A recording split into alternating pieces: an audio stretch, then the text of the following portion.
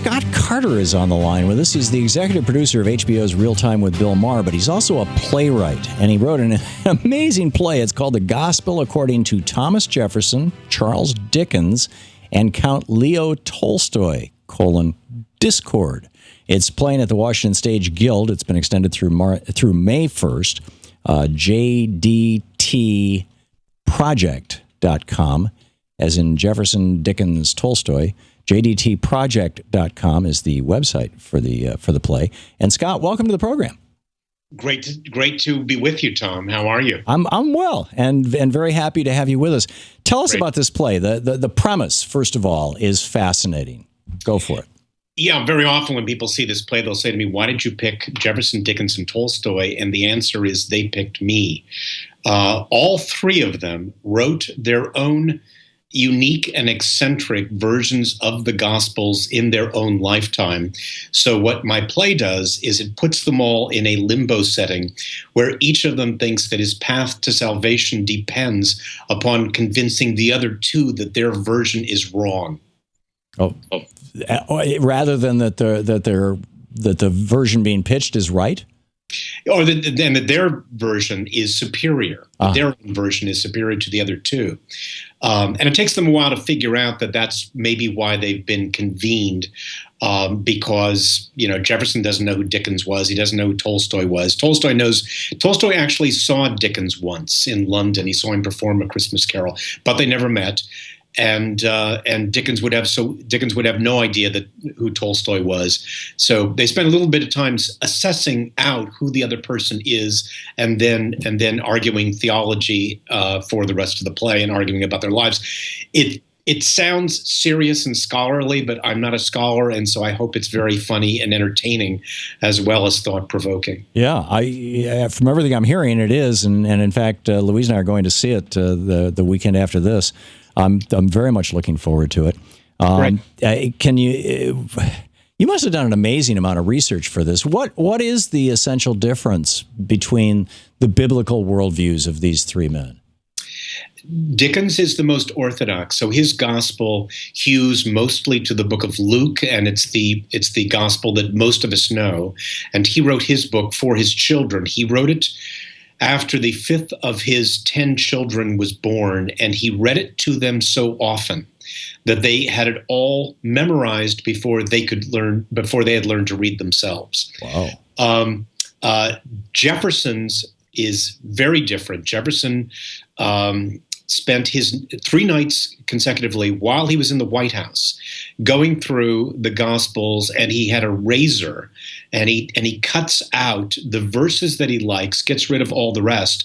And so he cuts out the verses that he likes in Matthew, Mark, Luke, and John, and then arranges them in his own order in his book. And what he does is he gets rid of all the miracles. He believes that it's a Newtonian universe, a clockwork galaxy where nothing would be left to chance or miracles, and that miracles would be an affront to the order of the universe. He's actually kind of an intelligent designer in many ways. And so he has no virgin birth. He has no walking on water or turning water into wine. And in fact, he has no resurrection. Tolstoy is closer to Jefferson. He thinks that miracles might be possible, but thinks that they're irrelevant, that the main thing to be accentuating is the teaching. And he also does not believe in the resurrection. He also thinks that he's indifferent to the afterlife. He thinks that the goal of Jesus is to be teaching us to live the best life possible on earth. Jefferson does believe in an afterlife, and he believes that in a judgment by a just God. And Dickens very much believes in an afterlife, and it's a place where we're all going to be reunited and live happily together forever. That's fascinating. We're talking with Scott Carter. He's a playwright. He's also the executive producer of HBO's Real Time with Bill Maher. He wrote a play. It's called The Gospel According to Thomas Jefferson, Charles Dickens, and Count Leo Tolstoy, Discord. And it's playing here in Washington, D.C. right now at the Washington Stage Guild through May 1st. And JDTproject.com is the website. You were going to say something, Scott?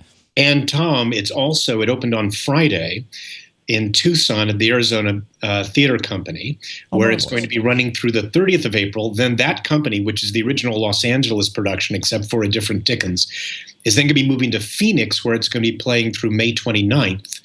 And then this weekend, I was in Chicago for the early rehearsals of it, where it's going to be at the Northlight Theater from the 6th of May until June 12th. And there it's being directed by Kimberly Senior, who directed the 2013 Pulitzer Prize winner, Disgraced. And so I went to the early rehearsals of that. And all of these versions are very, very different. I first got the idea for this in 1987 when I first heard about the Jefferson Bible. And it wasn't until, and first I thought maybe there's just a play in Jefferson. And then in 96, I learned about the Dickens Bible. And then in 98, learned about Tolstoy. So that's kind of when this kind of set, I got my first draft done in 2005, started doing readings. I did 35 readings in people's homes or my own home, where I'd invite people over, read it to them, listen to them, give me feedback, make notes, wait a week, look at the notes, do a rewrite, and then do it again. So I did that 35 times over the course of a few years. Wow. And then did 15 public workshops with actors.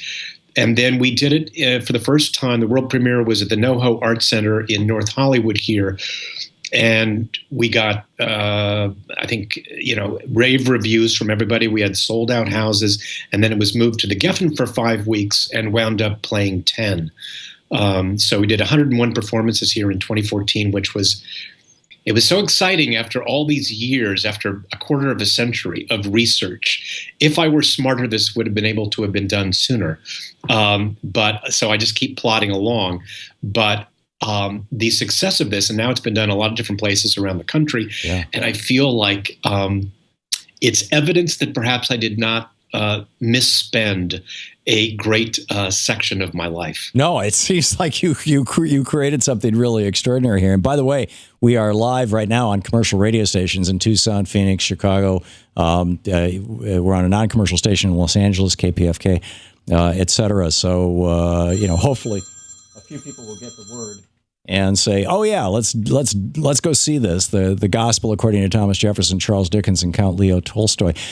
Scott, we only have about a minute left before we hit this hard break here. I'm curious your thoughts on, since you did so much research on this, on the essential personality differences between these three men. Well, Jefferson is, as you know, because you've written extensively on Jefferson, and so and you've been in real time. That's how we've met. Yeah. And Jefferson is a very cool personality. I made comparisons to the different people in the cast, and I've said that Jefferson is sort of a combination of Sherlock Holmes and Spock, and Tolstoy is if Proust were combined with Yosemite Sam. That's quite an imagination. Dickens is kind of Cyrano de Bergerac and Oscar Jaffe, who's the John Barrymore character in 20th Century, the flamboyant theater producer. Oh, it must have been a lot of fun to bring these characters to life. And it's fun for the actors. I mean, that's one of the things I'm delighting in. I've been delighted to meet these different actors who are enjoying. And also, these three guys are on stage the whole time. So all three parts are starring roles. And it's just great to see. Yeah, it's spectacular. Having written a fair amount of stuff myself, I know the pain. Pain's the wrong word, just the intensity of effort that goes into something like this, and spending years on this like you've done, Scott. This is a real work of love. Scott Walker, the executive producer of HBO's Real Time with Bill Maher, but a playwright, and his play The Gospel according to Thomas Jefferson, Charles Dickens, and Count Leo Tolstoy. It's at the Washington Stage through May 1st, and you heard all the other sites. You can check it out at jdtproject.com. Thank you, Scott. Thank you, Tom. To watch more clips from our programs, hit the Watch More Videos button over here. And please be sure to hit the handy-dandy subscribe button so you'll always be up to date. Tag, you're it.